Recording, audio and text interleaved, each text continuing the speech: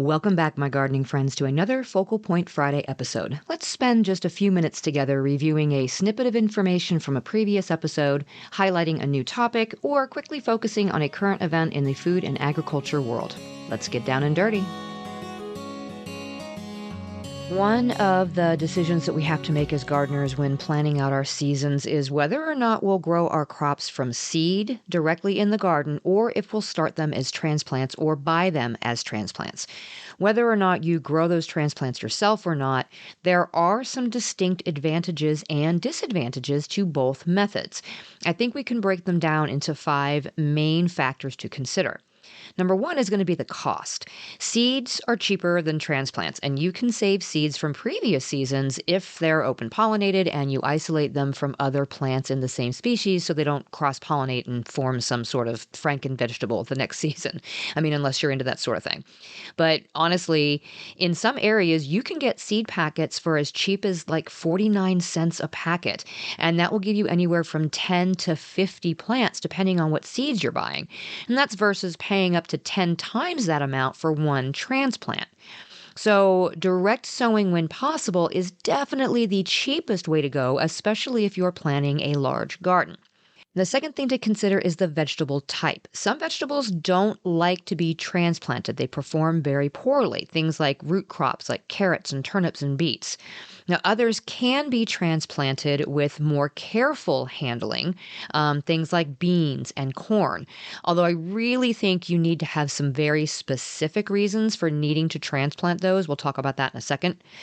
Some vegetables do well with either method. Squash are perfectly happy to either be direct sown or transplanted as long as they're transplanted at the correct stage of growth.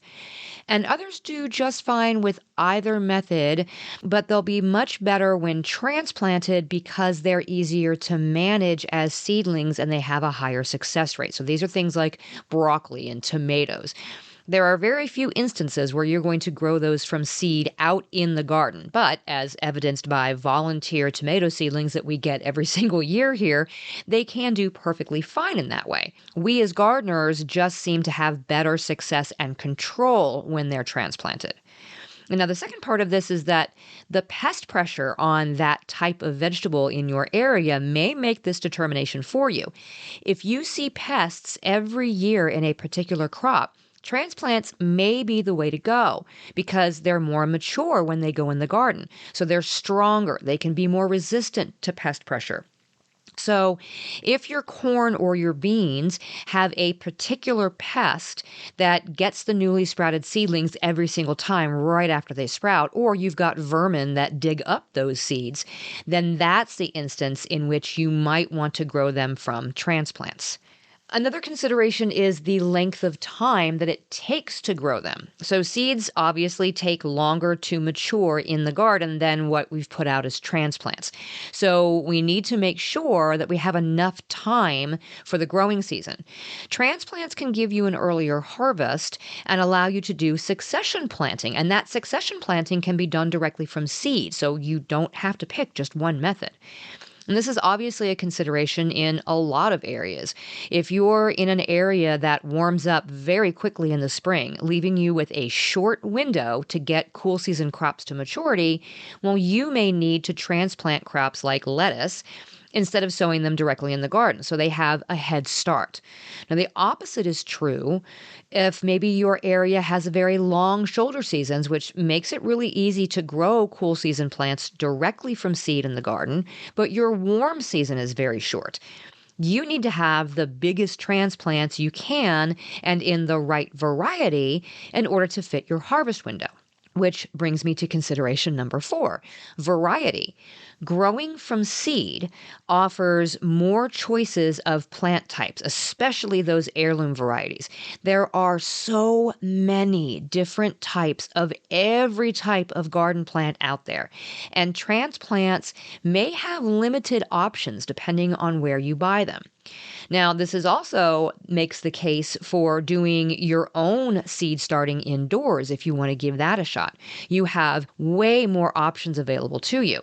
And growing your own transplants is another money-saving option that also gives you more options than what you'll find like in the garden center or the local nursery. And then the final consideration would be the amount of time and attention that you have available. Keep in mind that each way of planting has its own challenges. With growing directly from seed in the garden, those seeds have to contend with all the different hazards that they might face, either deluges of rain or no rain at all, high winds, and weed pressure when they're very tiny and much less able to handle it. You'll also have to pay more attention to possibly thinning out the seedlings so they get enough light and water and nutrients.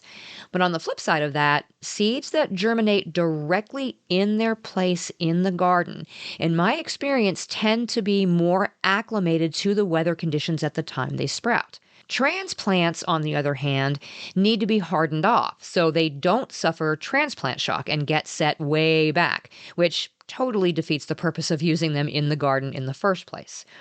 So, as gardeners, the decision of whether to start from seed or transplant should be based on budget, the vegetable type, time to maturity, variety preference, and the amount of time that we have to dedicate to the garden. Thanks for joining me on this Focal Point Friday. I'll be back again on Tuesday for another regular episode of the Just Grow Something podcast. So until next time, my gardening friends, keep on cultivating that dream garden, and we'll talk again soon.